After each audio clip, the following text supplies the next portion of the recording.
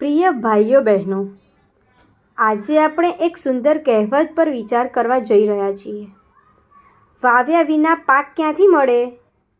આ કહેવત આપણને જીવનનું મોટું સત્ય શીખવે છે. દુનિયામાં કંઈ પણ મેળવવું હોય તો પહેલાં એનું બીજ વાવવું પડે. બીજ વગર પાક નહીં આવે, મહેનત વગર ફળ નહીં મળે, શ્રદ્ધા વગર ભગવાન નહીં મળે. લૌકિક ઉદાહરણ: ખેડૂત જો ખેતરમાં બીજ ના વાવે ને ફક્ત હાથ પર હાથ ધરીને બેઠો રહે તો શું પાક મળશે? ક્યારેય નહીં. એ રીતે જ વિદ્યાર્થી જો અભ્યાસ ન કરે ને પરીક્ષા સમયે પાસ થવાની આશા રાખે તો એ પણ શક્ય નથી. આધ્યાત્મિક ઉદાહરણ: પ્રમુખ સ્વામી મહારાજ હંમેશા કહેતા, ટુડેઝ ઇફોર્ટ ઇઝ ટુમોરોઝ રિઝલ્ટ. જો આજે સત્સંગમાં સમય આપીએ, સેવા કરીએ, નમ્રતા વાવીએ તો જ ભવિષ્યમાં ભગવાનની કૃપા મળે. મહંત સ્વામી મહારાજ પણ હંમેશા સમજાવે છે, સત્સંગ એ જીવનનો પાક છે, એને જતનથી વાવો. જો રોજ પ્રાર્થના, પૂજા, સત્સંગ ના કર્યો, સત્સંગ સભામાં જોડાઈએ, એ જ બીજ છે. પ્રમુખ સ્વામી મહારાજનો એક પ્રસંગ સાંભળીએ. એકવાર લંડનમાં એક સત્સંગીએ પૂછ્યું, સ્વામી, મારા દીકરાને સત્સંગમાં રસ નથી, શું કરવું? પ્રમુખ સ્વામીએ શાંત મને હસતા કહ્યું, તમારે રોજ ઘરે સત્સંગની વાતો કરવી,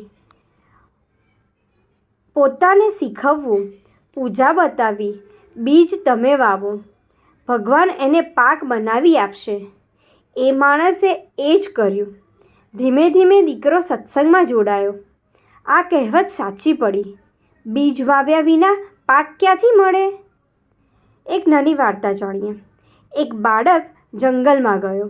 એને એક ખાલી જમીન દેખાઈ. એણે વિચાર્યું, અહીં તો કશું નથી. એ વખતે એક વૃદ્ધ સાધુ મળ્યા. એણે કહ્યું, બેટા, તું આજે એક નાનું બીજ વાવ, પાણી આપ, ધીરજ રાખ. બાળકે એમ જ કર્યું.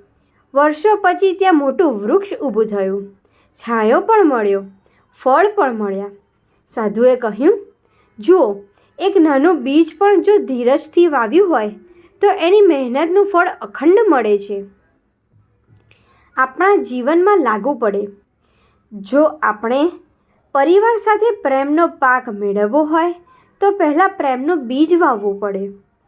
જો સમાજમાં માન સન્માન જોઈએ તો પહેલાં નમ્રતા, સેવા વાવવી પડે. જો પરલોકમાં મોક્ષ જોઈએ તો આલોકમાં સત્સંગ, ભજન, ભક્તિ વાવવી પડશે. સમાપન: પ્રમુખ સ્વામી મહારાજે પોતાના જીવનથી બતાવ્યું છે કે તેમણે દરેક હૃદયમાં શ્રદ્ધાનું બીજ વાવ્યું છે. મહંત સ્વામી મહારાજે એને આગળ વધારીને પ્રેમના પાકમાં બદલી દીધું. તો ભાઈઓ બહેનો, આજે આપણે સંકલ્પ કરીએ, દિવસે દિવસ સારા કર્મો, પ્રાર્થના, સત્સંગ, નમ્રતા આ બધાના બીજ વાવીએ. ભગવાન જરૂર એનો પાક આપશે. આ કહેવત યાદ રાખજો. વાવ્યા વિના પાક ક્યાંથી મળે? એમ જ જીવનમાં, સત્સંગમાં, મહેનતમાં, પરિવાર અને સમાજમાં બીજ વગર ફળ મળતું જ નથી.